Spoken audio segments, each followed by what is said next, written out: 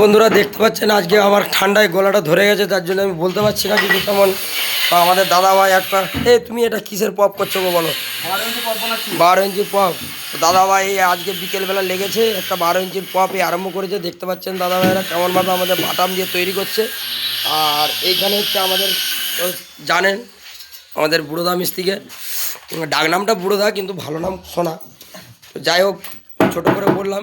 তো তিনিও হচ্ছে এখানে পপ করতে লেগেছে। এটা কত পপ গো তোমার? এটা 18 ইঞ্চি। 18 ইঞ্চি।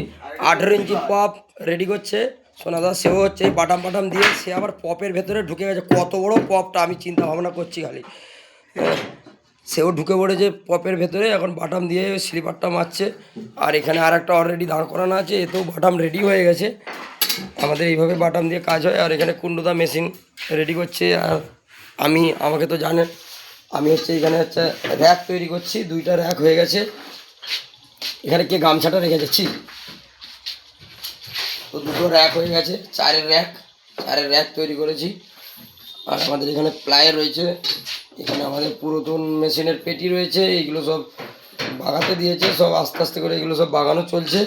তো বন্ধুরা যদি আপনাদের ভালো লাগে, হ্যাঁ, অবশ্যই কমেন্ট করবেন, লাইক করবেন, আর স্ক্রিনে দেওয়া নাম্বারে অর্ডার করবেন।